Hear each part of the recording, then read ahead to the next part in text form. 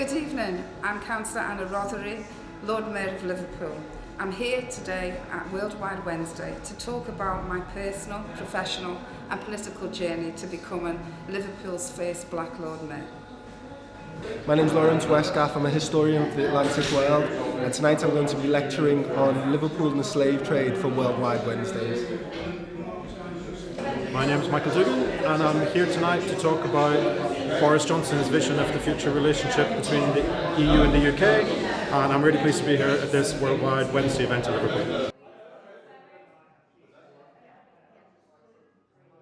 This evening we start off with Lawrence Westgaff, who is a specialist in African Liverpool and the black community and the slave trade.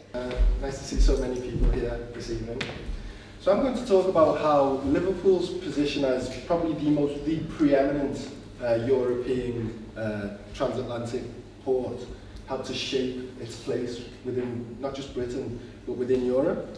So it's Liverpool's trade with the colonies primarily that makes it an important place.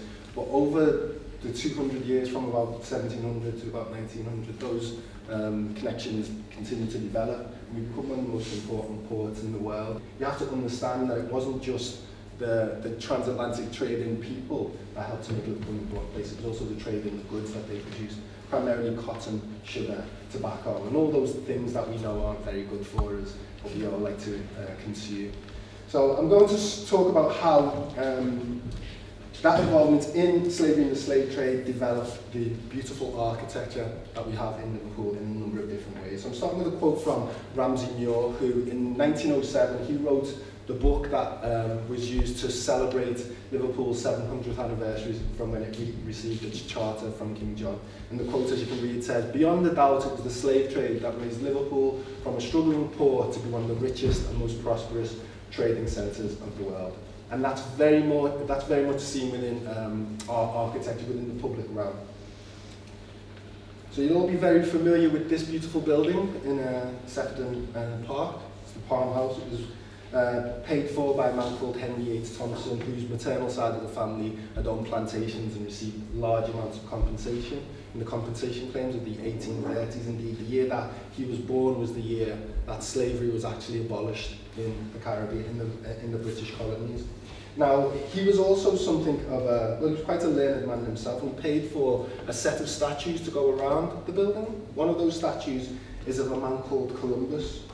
Now, would seem very strange in Britain to have a statue of Columbus, and up until 1992, Liverpool was the only city in Britain to actually have a statue of Columbus. For the 500th anniversary of him reaching the Americas, London was gifted one as well, but up until 1992 we were the only city to have one. And the inscription on that particular statue is very interesting because it says, "The discoverer of America was the maker of Liverpool."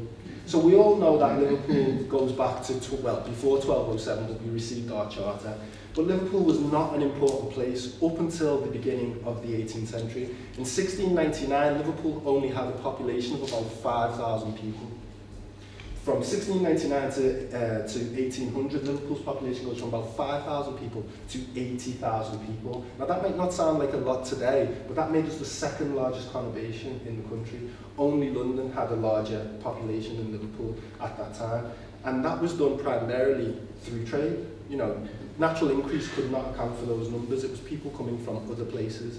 And they weren't just from, the hinterland of Lancashire and other places in England or even Scotland and Wales and Ireland. People were coming from all over the world by that time, as I'll get back to that a little bit later.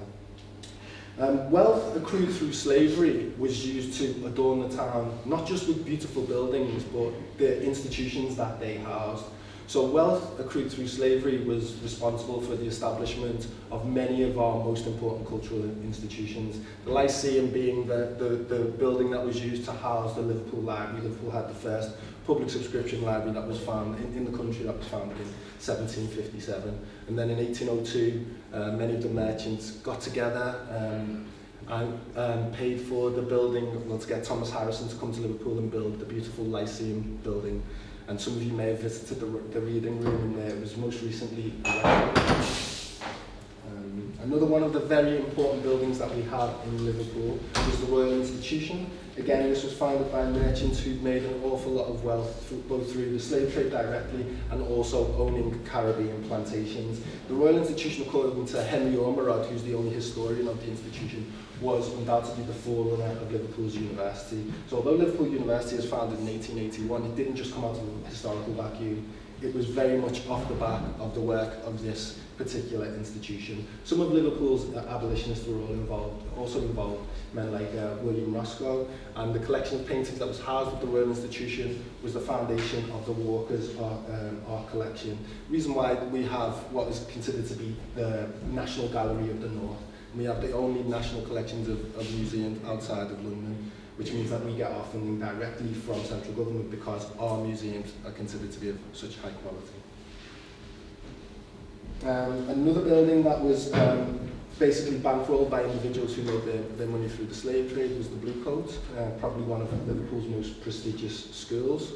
It was founded by a man called Brian Blundell, who, although he never captained the slave ship, he did start out as a master mariner. When he retired from the sea, he invested heavily in the building and running of slave ships. His family were then involved in the slave trade over 3 generations and were probably responsible for enslaving about 50,000 people in total. They were, throughout the history of the school, they were very much at the forefront of its management. They also diversified into collieries. Many of the collieries in places like Parr and Wigan and St Helens were founded by Brian Blundell's son, Jonathan Blundell, who was more involved in the slave trade than even his father had been. And then obviously probably the greatest of Liverpool's 18th century buildings is the Town Hall. Again, Brian Blundell, who I mentioned earlier on, was one of the individuals who paid for the building of the Town Hall. If you read Henry Foxbourne's magisterial 2-volume work, it's called The English Merchants, he talks in detail about how this building was built by merchants like Thomas Seal, Brian Blundell, and the Earl family. Again, these are all very prominent families in the history of 18th and 19th century Liverpool. And on the side of the Town Hall, we have this particular entablature. So this was built in 1748, and this is at the time when Liverpool had just become the preeminent slave trading port. We'd just overtaken Bristol as the main port involved in the transatlantic slave trade. And on the entablature, on the northern side of the building, you can see a range of different sculptures. They're all emblematic of the places that Liverpool was so reliant on for their trade. And one of those figures is an African woman, which again is representative of Africa. You'll also see horns and girds, and obviously that's ivory, etc. There's also cocoa pods and Native American women, etc. Because indeed it's not just America, it's not just Africa, but also America that is responsible for the great wealth that Liverpool accrued during the 18th and 19th centuries. One of the other cargoes that came to Liverpool was actually human beings. So you will hear people say, well, no slaves actually set foot in Liverpool. Enslaved people did set foot in Liverpool, and it right from the beginning of the 18th century. It's not until 1756 that Liverpool has its first long-running newspaper, and almost immediately you start to see people being offered for sale in the Liverpool newspapers. But if we go back to the beginning of the 18th century, you'll find in the parish records of churches like St Nicholas's just across the road from here, and also St Peter's, which was on Church Street, you'll see references to black people being baptised in the church from the beginning of the 18th century. There's another one. This is from a sale that took place just across the road in Water Street in Exchange Coffee House. And this is probably one of the most important buildings when we talk about how Liverpool really became wealthy, particularly during the 19th century. So Liverpool, for those who know a little bit about the history of the town, became a very important financial centre. Indeed, the only national bank to have its headquarters outside of London was here in Liverpool. That was Martin's Bank, and it originally started off as the Bank of Liverpool, but the Bank of Liverpool absorbed Haywood's Bank before it acquired Martin's Bank. And this is the oldest purpose-built bank building left in Liverpool. It was built in 1800 by the Haywood brothers. They lived above and their counting house was downstairs. It's now known as the Alchemist, which is a winery or some type of place where you can go for a bevy if that's your type of thing. The Haywoods were very important Liverpool slave traders who diversified into banking and indeed Of the 14 important Liverpool banks listed after 1750, 10 of them were founded by slave trading families. Not only did we invest in commercial buildings, etc., we also adorned the city, and civic buildings, we also adorned the city with some very important churches. And this is Holy Trinity Church up in Wavertree. It's still standing to this day. Charles Riley did a beautiful addition to it in about 1910. But this was built by a group of Liverpool slave trading merchants. Again, one of the things that wealth does is it begins to develop into the suburbs. These merchants who've made lots and lots of money don't want to be in the centre of town anymore. They want to move to more salubrious areas. So they start to develop the suburbs. And one of the things that they would always build almost immediately is somewhere to worship. Holy Trinity and a number of other churches were built by these merchants. St Mary's Edge Hill was built by a man called Edward Mason, Mason Street, which Joseph Williamson, everyone's heard of the mole of Edge Hill. He lived in Mason Street. It was named after the man who built this church. And indeed, Joseph Williamson, although he wasn't a slave trader himself, he made his money through slave-produced tobacco. And his father-in-law, who set up the snuff business, had been a slave trader, a man called Richard Tate. Edge Hill train station is another really good example about how wealth from slavery developed the industrial infrastructure of Liverpool. So, as you probably know, Liverpool had the first passenger railway service anywhere in the world, founded in 1830, the Liverpool and Manchester Railway. The Liverpool and Manchester Railway was bankrolled by Liverpool merchants who were all plantation owners. Probably the most notable was the Gladstone family. Of the first committee that was set up in 1824, the chairman and 3 of the 4 deputy chairs were all merchants who owned plantations in Jamaica and Demerara.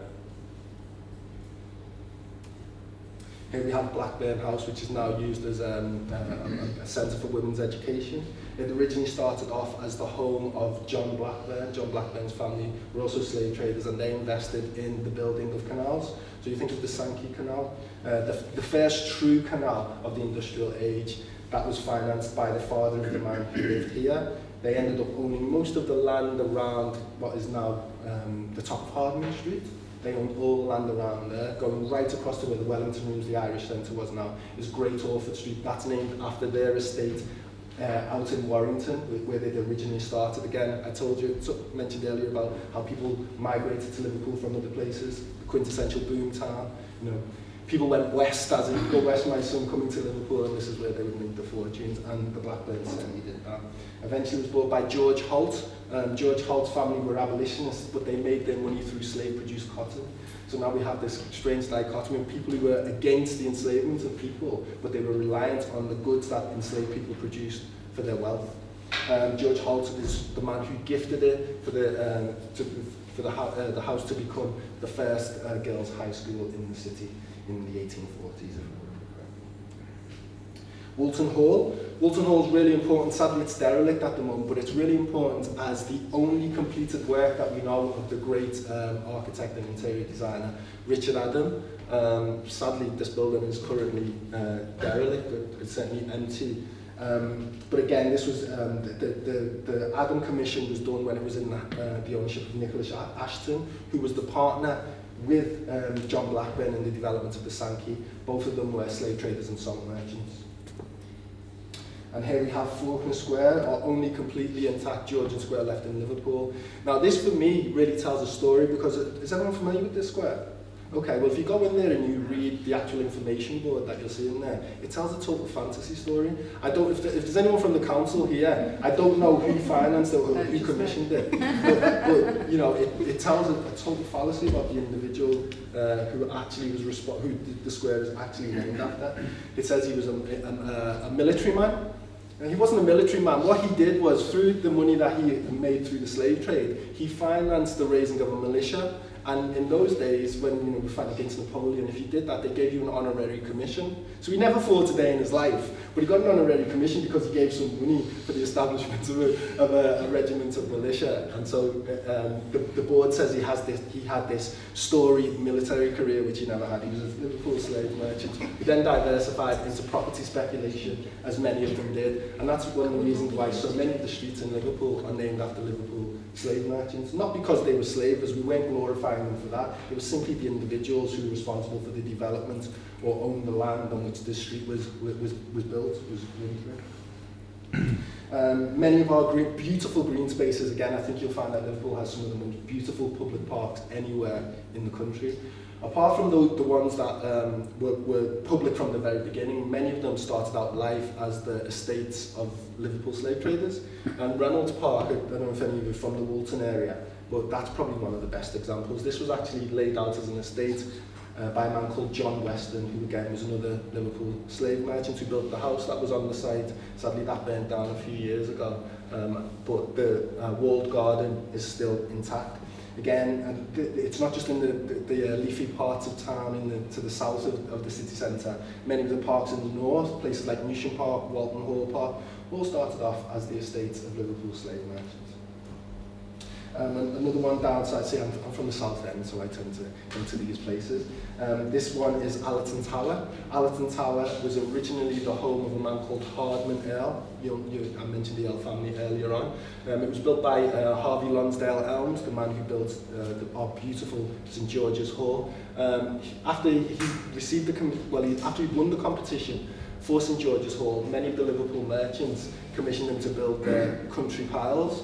And sadly, this one was demolished back in the 1920s. The Earls gifted the land to Liverpool Council, but the house wasn't very well taken care of, so they demolished it. And the only thing that survives is the orangery. Again, if you know that part of town, you'll know it. Hardman Earl was also an investor in the railways, and Earlstown is named after him. He received about £29,000 in 1836 when slavery, for the enslaved people that he owned on his estates in Jamaica.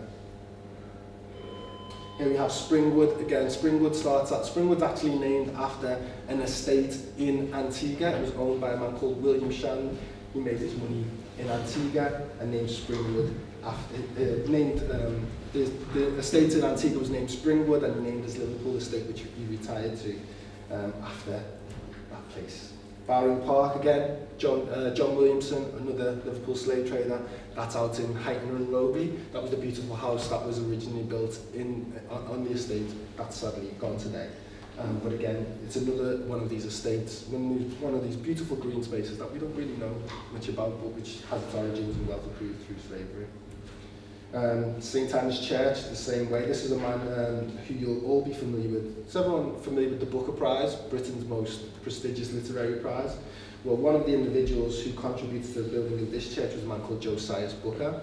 His family were prominent merchants, slave merchants in Demerara. They also pioneered the importation of Chinese labour into the Caribbean to replace the enslaved people that they had to free when slavery was abolished in the 1830s. He comes back to Liverpool, sets up a business here, also founds the Royal Insurance Company. Liverpool was also at the forefront, not just of banking, but also of insurance underwriting. Indeed, Liverpool has the first Underwriters Association anywhere in the world, founded in 1802. And again, it was founded by merchants who needed to merchants who had so much money that they wanted to insure shipping, and others who, obviously, Liverpool being a centre of maritime industry, individuals who wanted to have their ships insured, and many of those individuals were merchants who were involved in the slave trade. And here we have Newsham House. I'm particularly interested in our green spaces because I'm so proud of our parks. Newsham House, this building still stands. It's now the judges' residence. That's where the judges who are on the circuit come and they stay in the park. Queen Victoria was lucky enough to stay in this house when she came to open the exhibition in 1881. And this house was built by a man called Thomas Molyneux, not of the Sefton Molyneux. He was a Liverpool slave trader, started off as a captain and then became an owner himself. Liverpool is the quintessential British boomtown. I would say that there's no other city that really can compete with us from that perspective.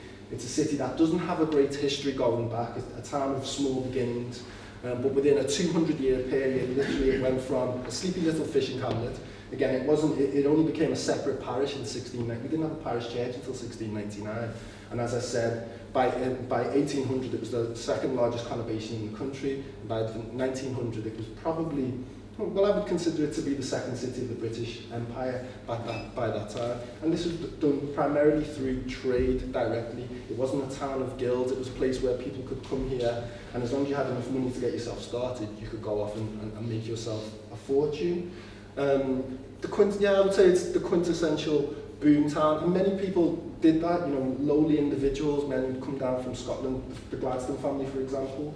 They go on to become one of the richest families in the country. You know, William Gladstone, our greatest statesman, 4 times Prime Minister. He was bankrolled by his father, who was a Liverpool slave trading merchant, and went on to become, as I say, probably the greatest statesman of the 19th century. I could go on, but I know what am I on for time, Mary? Am I okay? Okay, great. I'll continue on. Okay, and it wasn't just on the Liverpool side of the Mersey, the Cheshire side of the Mersey also benefited greatly. The man who built this church, a man called, he became a Sir John Tobin. This was his estate. Is everyone familiar with Wallasey Central Park? Yeah. Okay, well, this is the church just on the outskirts. Central Park originally started off as the estate of Sir John Tobin. Sir John Tobin was a Liverpool slave ship captain, then he was a slave ship owner, and then he diversified into palm oil. So this is a man who used his connections that had been garnered through his voyages to West Africa, the Calabar region particularly, after slavery was abolished, after the slave trade was abolished, to invest in palm oil. And his palm oil industry is what begins Liverpool's great love affair with what became soap. You know, if you think about Lever, again, he had lots of connections with West Africa, primarily in the Congo.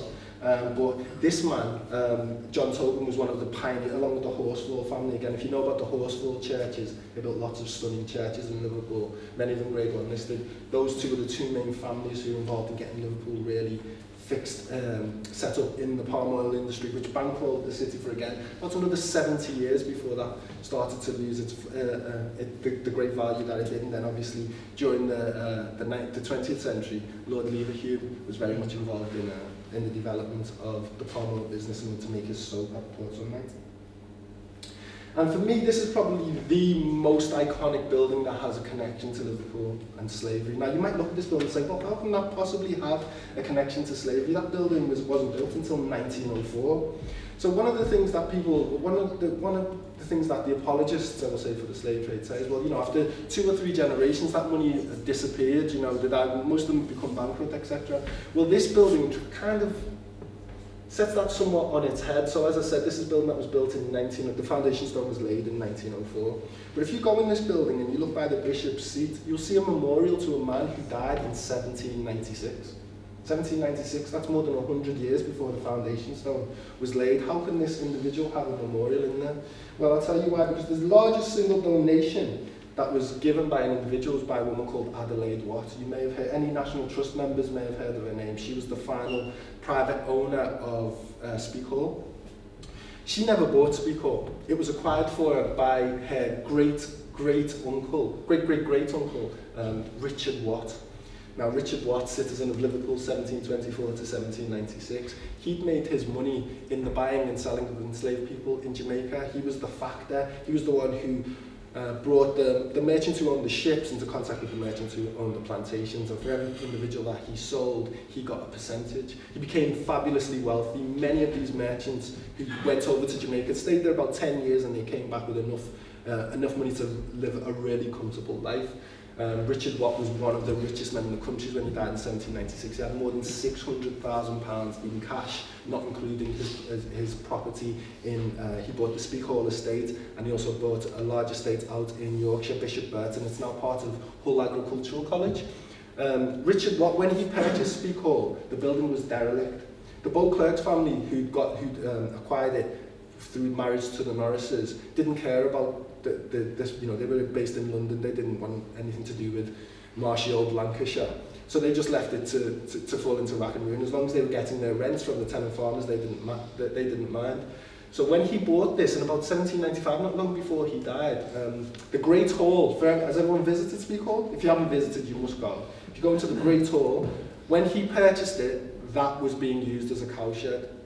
And its National Trust will tell you it's the wealth that Richard Watt put into the development of Speke Hall that saved it for the nation. You know, it's one of the finest half-timbered buildings, one of the finest Tudor buildings we have in the country. And I'm being told to shut up now, so I'm going to stop there. Hope you enjoyed it. I'm happy to answer any questions if and when.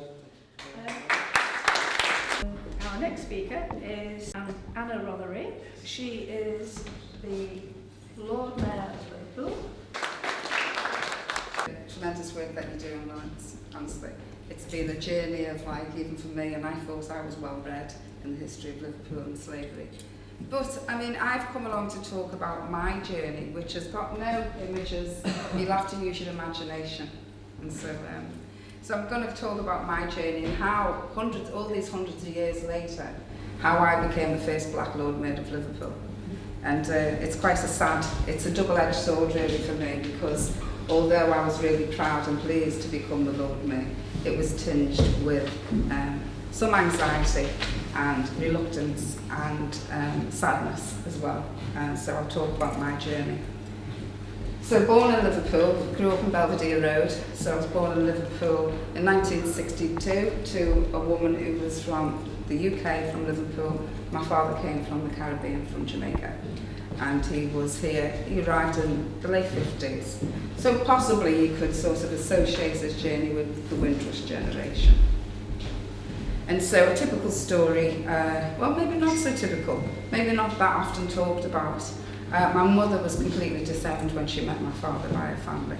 And so she was given a choice: if you marry this man, you're out the door, give him up and you can stay here. And she chose to marry my father. Hence is why I'm here. So good choice on my mother's part. So growing up in Liverpool 8, there were trials and tribulations as a young black woman. Certainly I didn't have the best start in life because I had epilepsy at a very young age. And so I had a specialist kind of schooling, so I wasn't in mainstream education for the very first parts of my life. But what that gave me was a very great sense of justice and fairness. The children that I went to school with had all manners of illnesses and ailments, some terminal. Polio was around at the time. It was quite a common thing to see children who were suffering from polio, etc. Thank God it's gone now. So I think that's where I got my sense of justice from, because I was always the person who was like defending somebody who couldn't defend themselves. All those naughty, horrible little boys who were pulling the girls' hair. The only difference being was that the sad thing about it, many of the young girls that were there were suffering from cancer. And so they'd had chemotherapy, etc. And if you pulled their hair, it just removed their wig to show a bald head underneath. And so I used to go around thumping all the boys. That's what I used to do. I still do it now, actually, when they start being naughty. And so that gave me my great sense of justice and injustice, and the need to be able to speak up for people who don't have the voice or the confidence to speak up for themselves. And so I went into community politics. I was quite an activist because I come from a mother who was quite a stalwart activist, and she had to fight for her position in life because of the sacrifices that she'd made. And so I grew up being told everything is possible, you can do what you want, go where you want, keep your head high and keep your manners at the same level, and you should be okay in life. And so they were very, very good words really in terms of shaping me as a young woman. And so, as I say, I went into community politics because I got to about 16, 17 and realised the injustice of what was going on in Liverpool.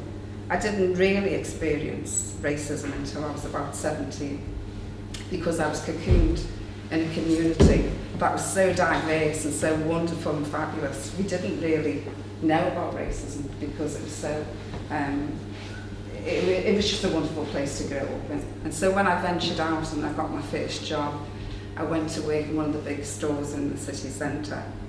And I was on the food counter one day, and a little woman came along who looked just like my nan and said, I'd like 2 ounces of cheese, please. So in those days, you used to cut it with a string, as you'll all, no offence, but you'll all remember that, people in this room. And so as I cut the cheese, I just heard this unmerciful scream resounding around the building, and everybody was running towards this woman thinking she was about to die or something. And so when she got there, she was screaming at the top of her voice, "I don't want black hands touching my food." So that was my first experience of racism in the city. So what that did for me was it got me rapidly moved off the food counter. The manager came to her defence, and I was sent to an obscure part of the building to start dealing with pairing the shoes up. And so for me, that was right. You know, that was it. This isn't fair. This is not right. You know. So being the woman that I am, even at a young age, I went to the manager and said, you know, this is not right. I haven't done anything wrong. I don't want to be on that department. Put me back where I was. No. So I rallied the other young people together, because I think you could say, it's safe to say, it was probably one of the first positive action programmes. So I rallied all the other young people together, and we had a meeting, and we decided that we were all going to group together and go and see the management. So in the morning we arrived at work, goes into the canteen, and the canteen literally parted as we sat down. And everybody was sitting on the left-hand side, where we sat, all moved over to the right-hand side, and these are men and women, unionised. They were union members as well. And they just didn't want anything to do with this issue. So that tells you how bad it was, even in the late 70s in Liverpool, which is not that long ago. Anyway, needless to say, we didn't get anywhere with it. We finished the programme and literally went back on the scrap heap after that. And so that was my first sort of inkling of the sense of injustice. But it was also the first sort of time when I thought that, you know, it has to be stood up to. And so that's where I took the journey from there on in. A couple of years later, I had a chance encounter with a man called Rufo Brevet, who was one of Bill Clinton's advisors, political advisors. He'd come to the city. He took a detour, actually. He was going to London, but wanted to come to Liverpool because he'd heard about it being the oldest black community in the whole of Europe. So he did a detour. And I bumped into him. I must have been about 27 at this time. And I said, yeah, okay, I'll show you around the city. Took him around the city, and he's like, but where's all the black people? So I said, well, we're here, but we're just not here. But I'll take you to where we live. So I took him to Liverpool 8 and showed him around. And so we was talking about some of the injustices of what was going on, the lack of employment opportunities, educational, you know, not educational attainment, I might hasten to add, but in terms of access to really good schools. So the next question was, well, what are your politicians doing about it? So I was like, what politicians? And he couldn't believe that we didn't have any black politicians. So we hatched a plan to work with local women in the community from the BAME community background, and to work with them to become sort of trailblazers, I think, not just politically, but just in public life and boards and all the things that were going on. And so I worked with 12 women for 12 months. And during this period, we'd had Liz Drysdale as a councillor, and we had Patrona Lashley, who was a councillor.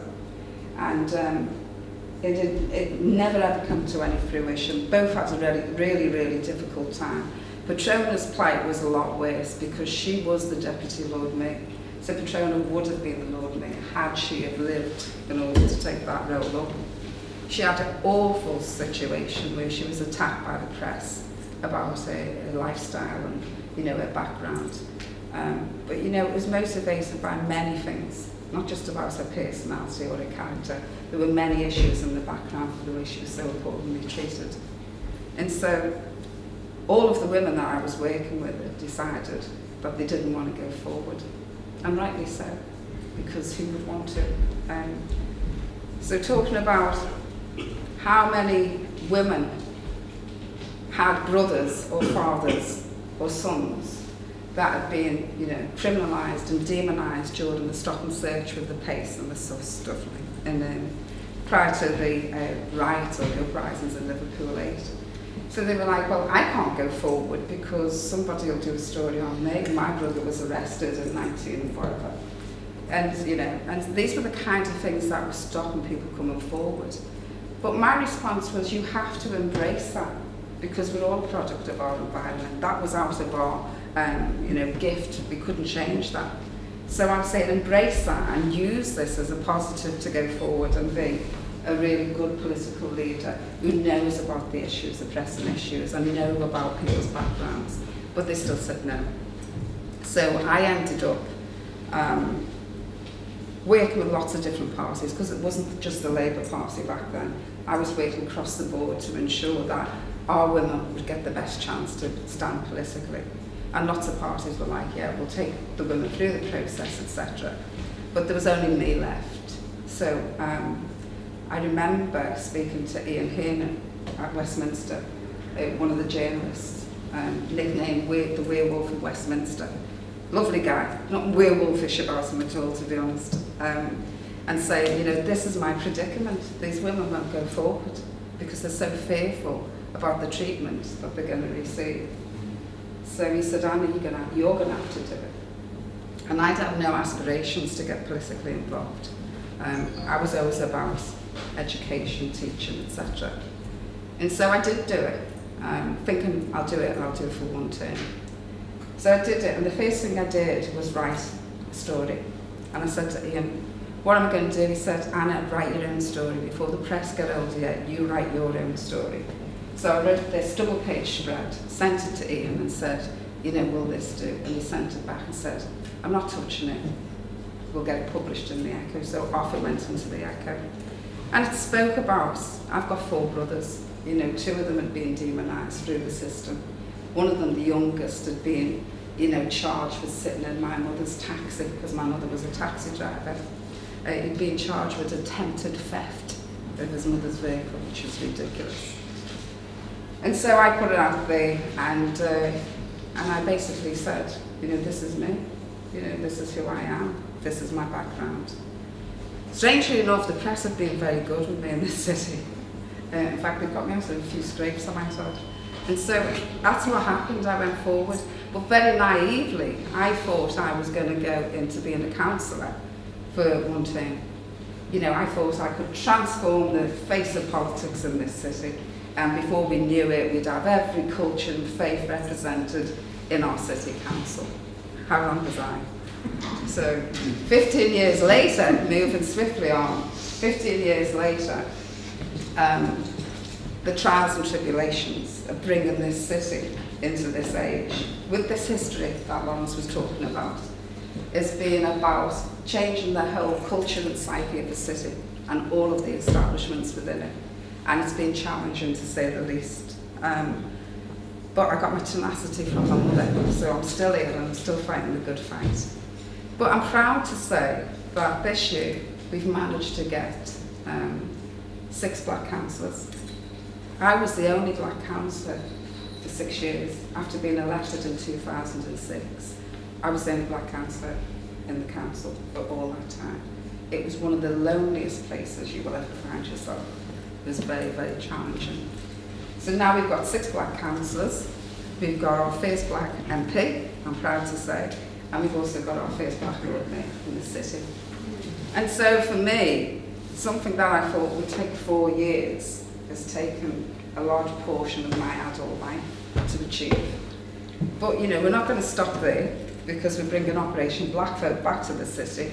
So we're hoping that the next tranche of political leaders will come from that. And that is a cross-party programme as well. We have a duty in this city to ensure that we have all of our cultures represented. We can't be a society that can be given any credence at all without making sure that everybody has a voice. We need to look towards the future. We need to look beyond Brexit and Europe. And we need to be looking at the trade and industrial links that we have globally. And unless we use the natural asset that we've got, which is our people in this city, then we won't be able to achieve that. And so, looking at the issues around the Commonwealth, we've been in a dire place in the past, but we will certainly be working with the Commonwealth countries in the future. And we need to ensure that we invest in our communities here in this city. Because of the global economy, the industry that we have here in the city, and also the tourist economy, we need to be ensuring that we have people representing us in this city, in the workplace, in businesses that look like people that visit this city and talk like people who visit this city. And so my work is not done. Every time I try to escape, something drags me back. And so when I finish my term in May, I will go back to being the mayoral lead for race and equality, which is the role I had before I became Lord Mayor. One thing I can say about being Lord Mayor, it's a great privilege, and it was a dilemma for me, because when I was offered the position, I didn't know whether I wanted to take it.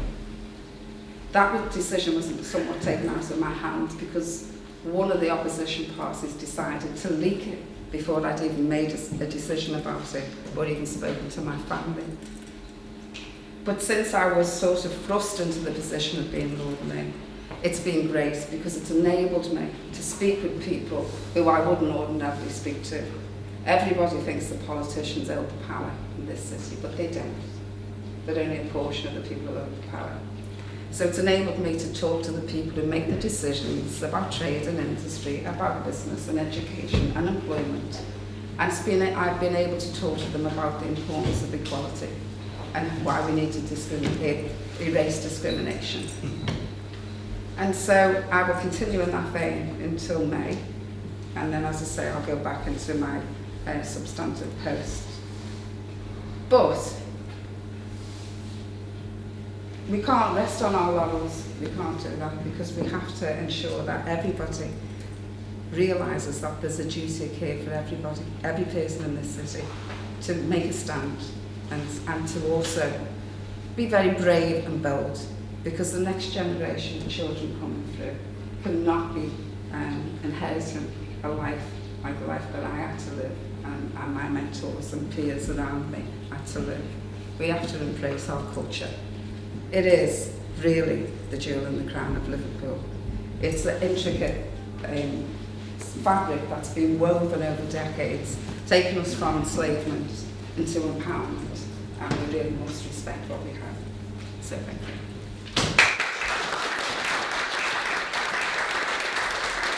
Our next speaker is Michael Dugan, and I shall leave him to set the stage. Right. So I'm going to do 5 points, each of 5 sub-points. You get 25 points for your money. Okay, first point, the general agenda that people like me work with our entire lives about what any cross-border trade relationship works like. You can adapt these principles to any cross-border relationship in other contexts, for example, security and so on. So number 1.1. You've got to decide what the scope and the depth of your cross-border cooperation is going to be. Which sectors are you going to cooperate in within any given sector? How ambitious do you want to be? What types of cross-border problems do you want to tackle? What are the instruments that you're going to use to tackle those problems? Very important question. What derogations, what public interest safeguards do you want to agree as well? 1.2, you also need your level playing field commitments. In the context of trade, you don't just open your borders, open your markets to foreign competition unless you know that it's going to be free and fair. You need to have antitrust rules, you need to have state aid rules, you need to have common standards on the environment, on social protection, and so on. 1.3, you also need to decide which governance structures you want that will actually operationalise your cooperation. You can have as many aspirations and promises as you want. If you don't have the structures and decision-making bodies to operationalise it, they don't really mean anything at all. So you need to know how you're going to administer your agreement. You need to know how you're going to deal with changing rules or changing circumstances. You need to know how to settle disputes. Are you going to do that politically or judicially? You need to know what measures you'll have in the event of non-compliance. Will you have sanctions or penalties or reciprocity or whatever? 1.4. You need to know what the internal legal effects will be of your agreement. Is this going to be purely an international agreement between governments, and if things go wrong, it's sorted out diplomatically, US and China, trade wars and so on? Or is it actually going to be an agreement which has real effects, concrete effects on the ground for individuals, for businesses, for citizens, for NGOs and so on? And then 1.5, last but not least, how does all of this fit not only with your own internal legal requirements, what does your own legal system and constitutional structure allow you to do, but also how far will it fit with your existing network of international relationships with other third countries and international organisations as well. Now basically, any of us working in the field work our way through that checklist. This is common to all of humanity. This isn't unique to the UK or to Europe. This is what all international cooperation is about. Your ambition, your level playing field commitments, your governance structures, your internal legal effects, and how it maps onto your existing legal and international relationships. Now, based on decades, centuries you might say, of experience, particularly in the field of cross-border trade, we've learned some very simple lessons about the potential for and the limits of this type of international cooperation, and this is number 2. Number 2.1, it's pretty easy to deal with simple barriers to trade. Customs tariffs, the thing which UK politicians frankly are obsessed with but clearly know very little about. Discriminatory regulation, it's easy to spot, it's easy to solve. The real problems in cross-border trade relate to barriers to trade that arise through the fact that different countries do things differently. They're not protectionist, they're not discriminatory, they're not actively trying to keep foreign goods or services out of your market. It's just that something's lawful in one country, but it's not lawful in another country because their rules are a tiny bit different. And it has the inevitable effect of deterring cross-border trade and compartmentalizing national markets. So that's the first lesson. What are you going to do about barriers to trade, regulatory barriers to trade? Second lesson, number 2.2.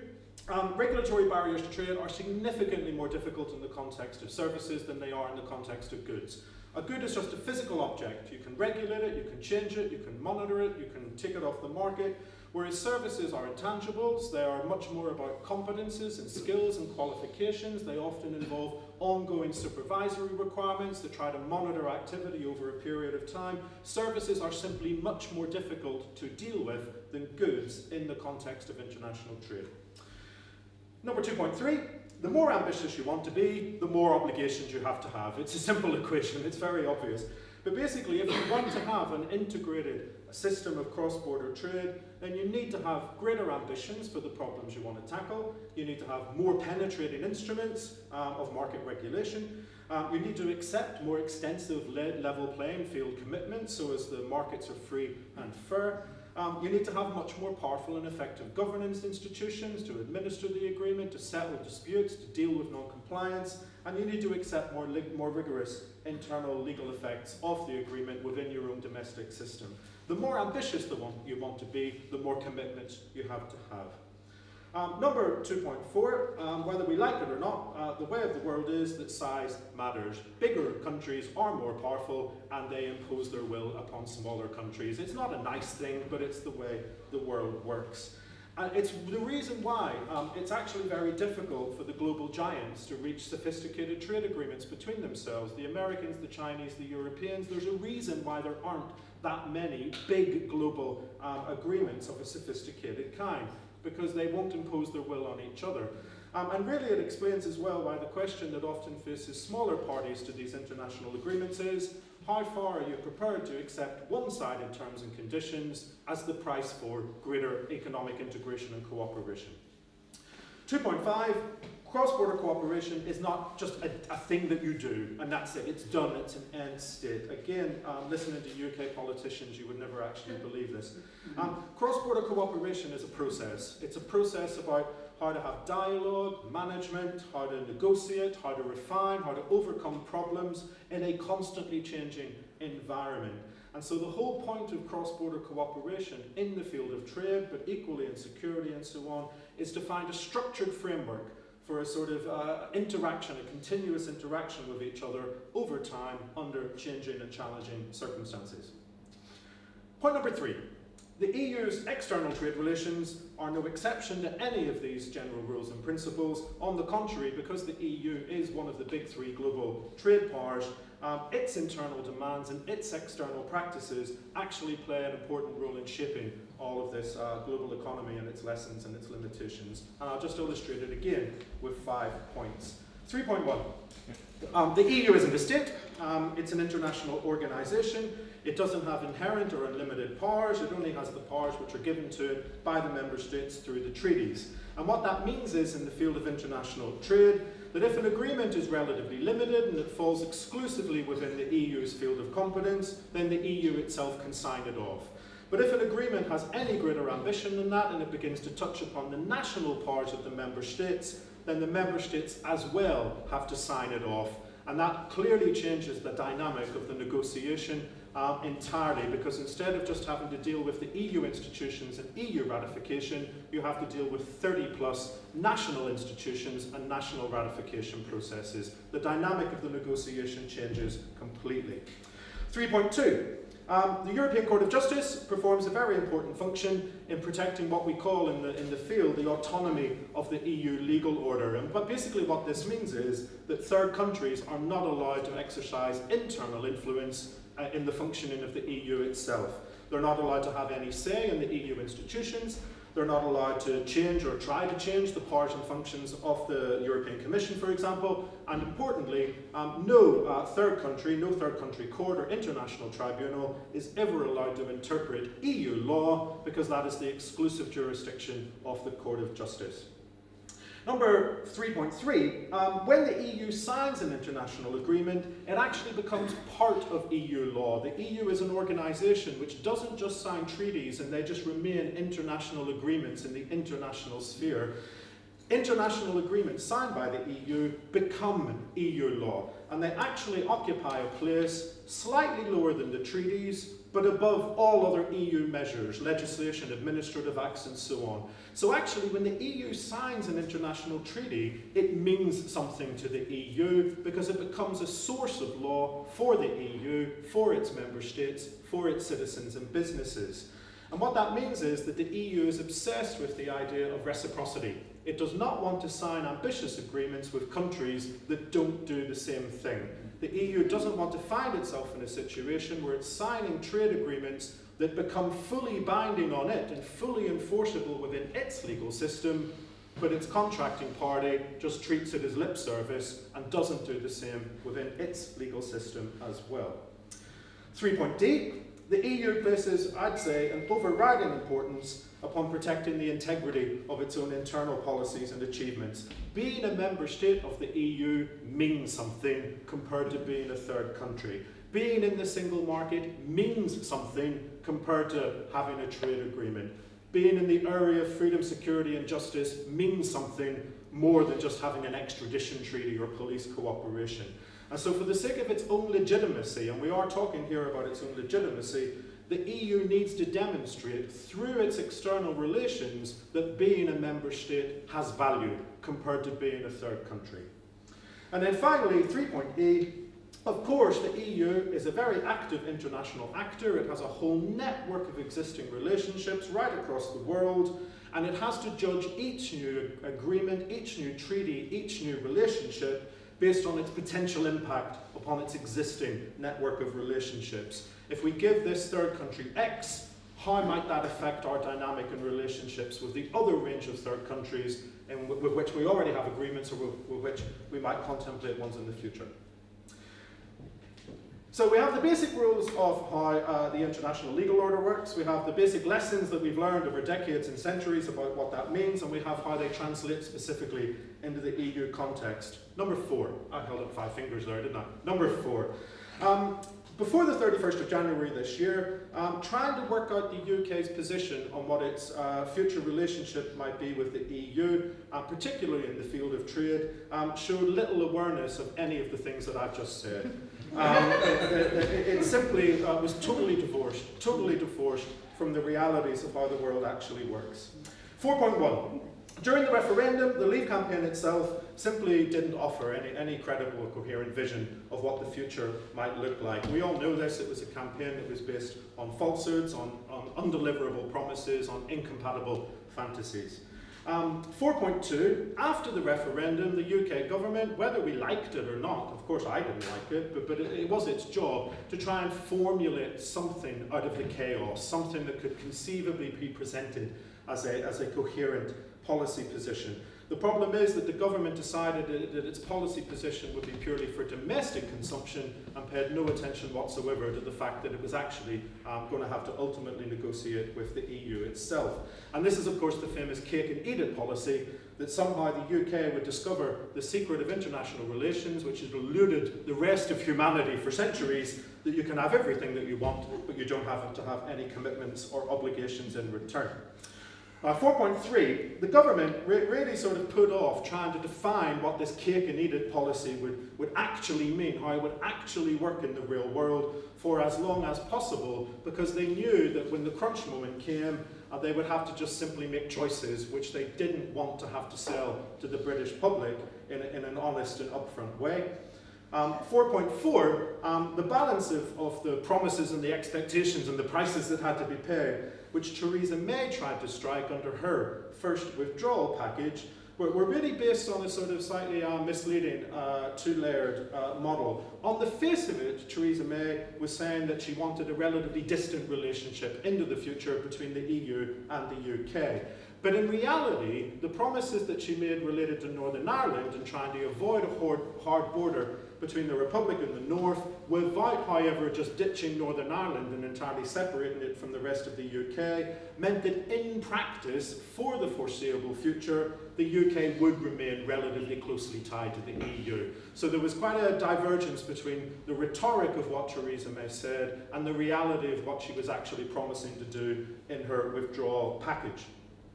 4.5, however, all of that changed, of course, when the charlatan-in-chief, Boris Johnson, took office, because Boris Johnson's decision, his recalculation was ditch Northern Ireland, simply cut it off legally and economically from the rest of the UK, and then we can actually pursue a much more distant relationship into the future, actually, not just rhetorically. This brings me on then to my fifth and final set of points.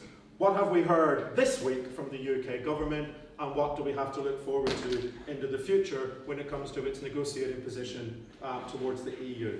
5.1, it's true that there are vestiges in Boris Johnson's announcements and statements of the old cake and eat it promises. It's Boris Johnson, he can't help himself, he has to lie, it's just an instinctive reaction. When he opens his mouth, he cannot tell the truth. So of course there are vestiges of the old cake and eat it position. For example, when he says that the UK should have full tariff-free access across the entire economy to the European market without having any level playing field commitments, any institutional structures, blah, blah, blah, blah. This, of course, is just a total fantasy. 5.2, the reality of Boris Johnson's plan is basically about having the most significant and serious rupture in economic, social, political and legal relations between the EU and the UK that it would be possible to have without simply having no relationship at all. His statement actually goes much further in seeking to distance the UK from the EU than even the revised political declaration that he secured at the end of last year. Now, Brexiteers are now calling this the clean break Brexit. Of course, what it is a deliberate policy of proactive segregation that will cause significant disruption across large sectors of the economy and society. 5.3, nevertheless, the timescale for Johnson's vision, even if we take it at face value, even if we accept that this is what he actually wants to do, is simply lacking in credibility. For political reasons, he's ruled out any extension to the transitional period, which is due to expire at the end of this year. And yet the idea that in the space of just a few months, because realistically these decisions have to be made within the next few months, the idea that this vast, complex, sensitive, difficult set of negotiations, as well as the possibility of judicial review at the EU level, as well as the possibility of national ratifications by the 27 member states and their local and regional parliaments, is simply farcical. 5.4, if we give Johnson the benefit of the doubt, just for a second, and I won't do it for more than a second, I promise not to pollute your brains any more than I need to with such hideous proposition. Even if his deal is done, even if it's done within the time that he believes is possible, it will still end up in a transformation of EU-UK relations, which for many sectors and many people and many businesses is no different from having no deal whatsoever. That's the reality of what Johnson is now proposing. 5.5, it is more likely that the time will run out, the transition period will expire, there will be no deal in place, and Johnson's hard right supporters will have gotten the dream that they've been hoping for all of these years, the hardest of hard Brexits, and the open door to a hard right transformation of the UK itself internally. Remember, Brexit is not an end in itself, Brexit is a means to hard right transformation of the UK as a country. Even if a deal later emerges a year or 2 or 3 or 4 years down the line, what that means, of course, is that the centrepiece of the UK government's policy pre-Boris Johnson, which was to only have one major change in relations between the EU and the UK, will also have failed utterly, because it means there will have been 2 major changes in the relationship between the UK and the EU in a relatively short period of time, with all of the disruption and uncertainty that that entails. So that's my 5 points, each with 5 sub-points. I'll just wrap up then very, very quickly. On Johnson, of course, on paper, Johnson has got Brexit done. Yeah? The UK is no longer a member state of the EU. Most of the population are no longer EU citizens. On paper, Johnson has got Brexit done. In practice, of course, the real questions that arise from Brexit about the future relations between the EU and the UK, but based on that, about the future governance of the UK itself, about the UK's future role in the world, about the UK's future relations with other countries, all of those remain totally unresolved. So Brexit may be done, but the actual consequences of Brexit have barely been scratched.